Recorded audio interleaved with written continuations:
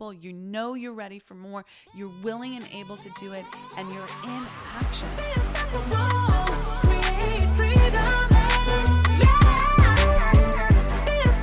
Hello, and welcome to this inaugural episode of the Unstoppable Woman podcast. Super excited to be doing this, and I'm so happy that you're joining me for this. I hope you join the Unstoppable Woman movement. It is a movement based on this idea of being unstoppable. So we are going to talk about what that means in this episode. So I want you to be thinking as I share with you what I think being an unstoppable woman is, what you think being an unstoppable woman is. Because I would be really curious as we move forward and build this thing, step forward more and more in our lives, what that means to you as well. So for me, being unstoppable means that I am continually in growth, but not just any sort of growth, positive growth, rapid growth, increasing all areas of my life, not just one area. So of course, I work with women who run businesses, who are looking to grow their income, increase their revenues, all of that stuff. So we are looking at how to become unstoppable women in our businesses. But also, I like to look at it from a wide perspective, really looking at your whole life. How do you be unstoppable in all the areas of your life? And I will tell you that initially for me, I was very focused on breaking through financially. That was like, okay, come on already. Let's do this thing. I was so ready for that.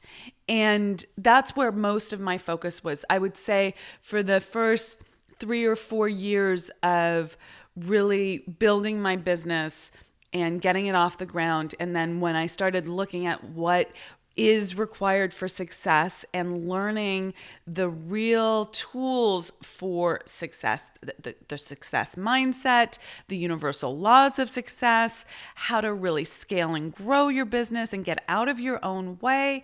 When I dug into that first year, it was tremendous. And probably the year after that, I was still fully focused on increasing revenue, growing my business, scaling my business. But after that, I really learned this methodology and I thought, heck, I can apply this to every part of my life. And I started doing that and I started to become unstoppable in all areas of my life. My health, my wellness, my relationships, my spirituality, my sense of contribution in this world, the impact that I wanted to make, my environment, where I was living, the kinds of ways that I was showing up in this world, my physicality, not just my body, but my clothing, my self-care, all of that. I thought, how can I be unstoppable in all of these areas of my life? Which means to me, continually to grow, continuing to raise my standards, bettering my best, going to the next level. And not doing that slowly. Yes, it happens incrementally. Yes, there are steps that you have to take that you can't skip, but you can do that quickly. You can do what I call running the stairs. Like, let's go from here to here super quick. Okay, let's run the stairs instead of taking our time doing that. Now, a lot of people will say to me, but I don't want to be overwhelmed, or I'm going to be exhausted if I run that hard. I'm going to tell you that that's not the case. In fact, it's more exhausting. It's mentally and emotionally exhausting to not do the thing that you know you need to do to get to the next level. You will feel so bad about yourself. You'll feel guilty. You'll feel lesser than. You'll feel unworthy. And that is what creates exhaustion. So how do we create momentum? Well, we do the thing we need to do as quickly as possible. And that is how we run the stairs or get to the next level very quickly. So now, Do you ever stop? Well, of course you sleep. Of course. Like, let's not be asinine about this. Like, of course you take breaks. Of course you have downtime. Of course you rejuvenate. Of course you spend time doing a multitude of different things in your life, okay? But if you're really after increasing something, you want to go for it. You want to really recognize where you're stopping and hold yourself to a higher standard so that you can move through it faster. Because we all stop. Okay, let's talk about that. What does it mean to stop? And what's acceptable and what's not acceptable? So we all stop. We all hit fears. We hit resistance. We hit limitation. We get distracted. We procrastinate. We digress, if you will. We lose our focus. These are all ways that we inadvertently stop. We also stop in ways like exhaustion or getting sick or feeling like we don't have enough time for something. Feeling like we don't know how to do something, so we have to go get training elsewhere before we start to do something. There's all sorts of ways that we come up, ways and reasons that we come up with for stopping. Not having enough time and money are the two fundamental ways that I hear people, excuses, alibis, stories, whatever you want to call it. I don't have the time to do that. I don't have the money to do that. These are all reasons to stop, okay? And then there's fears like fear of visibility, fear of rejection, fear of judgment, fear of success, fear of failure, fear of what people will think. There's 1,001 fears that stop people from taking action quickly. And we all hit these things. We're human. This is the human experience, okay? But you have to start asking yourself, how quickly can you move through that? Being an unstoppable woman means that you move through these fears, these resistances, these loss of focus quicker and quicker.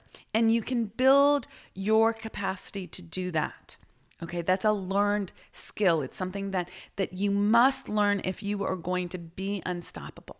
Now, how do we know what is enough? Well, there's two things here that you want to look at. One, you will increase your capacity to move quicker and do things faster, make quicker decisions, move through your resistance, all of that, get to basically the next level without stopping. You will build your capacity for that. That is a learned skill. Start with wherever you're at, hold yourself to a higher standard and go for it, okay? I have lots planned in my mind about how to help you with that. For future episodes of this podcast. So that's one thing. You just need to keep going and increase your capacity and your speed as you go. Okay. And recognize when you're BSing yourself. Recognize when you're saying, I don't have to do that, or I can do that later, or I can put that off, or what about this, or what about that? And you're coming up with some sort of rational excuse for yourself that isn't actually true. You believe it, but it's not real or true. Like, you could do it now. You actually really could. Okay? So start where you are, increase your capacity. For me, the story that I like to tell about this is that when I started this business 6 years ago now, I think, it took me 4 days to write a newsletter. 4 days, people. 4 days. It took so much effort. I put so much love into it, and I was very conscientious about what I was doing, but it took me so long to create a newsletter.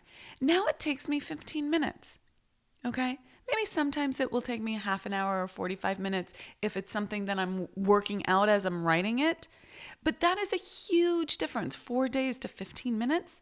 Come on already, right? That's super. But that didn't happen overnight. I had to increase my capacity over time. But, and of course, then you hire people to help you, copywriters, things like that. I have people on my team now that help me write newsletters, and then I go back and edit and put my magic sprinkles on and say, no, I want to say it like this, or no, this is what I mean, right? That speeds things up. But I wasn't there 6 years ago. I didn't have the mental, emotional capacity to hire someone to do that. I had to do it myself. Now, someone else who might be starting out actually at a higher level than where I was starting out, or be working with a mentor at the time. That would have cut my learning curve for sure. Like if someone had told me, actually, you can do it like this, or you can hire someone to do that, and then, put your magic sprinkles on it. If I'd known that earlier, I would have done it earlier. Okay. You can shortcut this for sure. Okay. So that's one thing. The second thing that you have to look at are your results. So often people say, like, I'm doing it. I've done this and I've done this, and this is going well and this is going well. But the results have stayed the same for the last 6 months, 9 months, 12 months, 3 years, 5 years, 10 years, 20 years. Heck, I talk to people who say, this has been my MO my entire effing life. And yet I know I'm capable of so much more. So you really want to think about this. Are your results living up to your potential? Do you know that you're made for more? Do you know that you have so much potential inside of you that you are not actualizing? You're not actually like making manifest in this world. If that is you, right? Like, that you could do more. You want to do more. You have these big impact goals. You have these big desires. Maybe it's just like, I want to send my kids to college, or I want to, buy a new car. I want to move to a nicer place. Heck, I feel like I am the nicer place mentor. So many of my clients have bought the beach home, moved to Florida, bought the apartment on the Upper East Side. Like, really, environment is so key. So maybe that's one of your desires. You want to live in a more gorgeous place. Well, heck, that is a result that you want that you don't have right now. How long has that been a frustration? How long has that been a tolerance? Okay? Don't accept that. You have to lovingly, with compassion, say, you know what? I am not living up to what I want in life. I need to do something about this, and hold yourself to higher standard incrementally. So a big way that this showed up for me in my life was I knew that I wanted to be a certain type of woman. I don't know that I could have even articulated it for you. Like, I don't think I said, I want to dress this way, or be well coiffed in this way, or sexy in this way, or feminine in this way, or self-possessed in this way. But at some core level, I knew I wanted that. And it would come out in little ways. Like, I would see myself in photos and I'd be like, wow, I look a little frumpy there. I look a lot frumpy there. I thought I looked really good. I don't look so good there. It was a mirror to me. And of course, looks aren't everything. Please don't misinterpret this. But it made me realize that dissonance, if you will, between how I was actually showing up in the world and who I knew myself to be, but was not presenting that way. There was a big gap there. And I had to figure out how to close the gap, if you will, on that, between who I was in the moment and the potential that I had, this core essential self that wasn't actually being made manifest yet. And for me, I had to step into, doing things like getting my nails done. I tell this story all the time to whoever will listen to it, quite frankly. But in the beginning meaning 6 years ago when I first started this business, I would get maybe the $15 manicure every so often. Not very often, mind you. But it would always chip the same day. So it didn't really seem worth it, for that matter. And yet I really wanted nicer looking nails. I knew that was part of it. I would see these women and they looked so put together, and I was like, oh, their nails are done. And so I went and I looked at manicures, and I started seeing things that people were posting online, and they were talking about gel manicures, shellac manicures. And I was like, oh, that makes sense. They last 3 or 4 weeks. Fantastic. They were $45. I was like, can I spend that? with a tip, what is that, right? Like it was all about the freaking money. And I did not feel worthy of spending that money on myself. I thought, oh, this is frivolous. Oh, what would my husband think? What would people think if I spent $45 on my nails? Let's add tip in. So let's call it $60, right? Or $50, $55, whatever, somewhere in that range, right? What would people think? That's not what anyone in my family did. Okay. And so it brought up all of these limiting beliefs, voices in your head, loyalty pacts that I had made with people that really probably didn't give it, a hoot about it. Okay. And it took all my effort to go get that manicure, but I did it because it was a step forward. So again, time and money. I had to spend the time doing it. I had to pull away from my business, but I also had to spend the money doing it. And the manicure turned into getting my hair done, having someone else color my hair. I'm 49, guys. My hair is going gray. Someone, instead of sitting on the bathroom floor with a box of hair color, that was like $10 or whatever it was. Maybe it was $15. It was going to be $85 to have someone color my hair, probably even more, with tip and all of that. That was a big deal for me. Okay. And then it became, instead of shopping at Target, it was shopping at a nice boutique. And then it was not just that, but going to Neiman's and having someone, spending all day and having someone bring me clothes and help style me. That was such a freaking breakthrough. And then it was going to Neiman's and not looking at the price tags and just trying on clothes and seeing, what do I like? I like this? Great. I don't like this? No, I didn't care how much it cost. Right? I was just making the decision based on how it made me feel, whether I liked it, whether I wanted it. And then after I decided this was a yes, I would look at the price tag.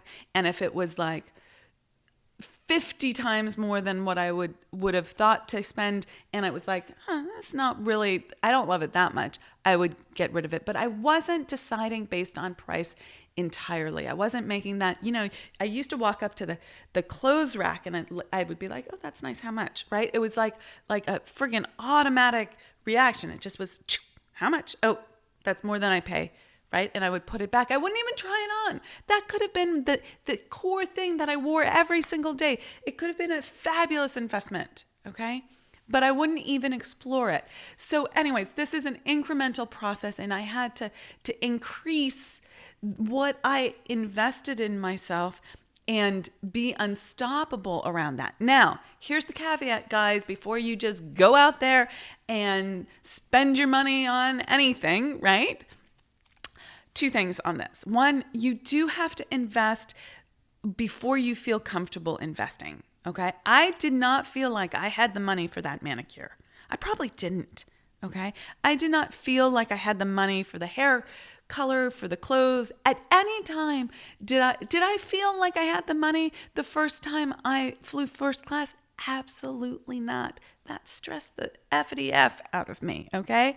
But I did it anyways. I wanted to step myself up to that next level of beingness, if you will, of self-worth, of valuing myself, because I knew that would raise my vibration. And we'll talk about that whole process in a later episode.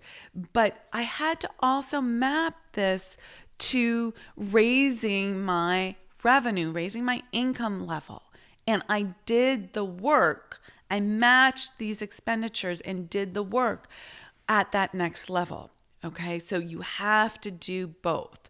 So a few ways that you can use this unstoppable woman concept. You have to be unstoppable towards your goals. You have to know what your goals are, but you have to be unstoppable towards the results that you want. That means being unstoppable, with how you are investing your time and your money. That means being unstoppable about holding yourself to a higher standard in terms of the actions that you take regarding everything in your life. If it's an income related thing, it needs to be unstoppable around that. If it's a relationship thing, you need to hold yourself to a higher standard in your communications, in your intimacy, in how you're showing up, what you're giving.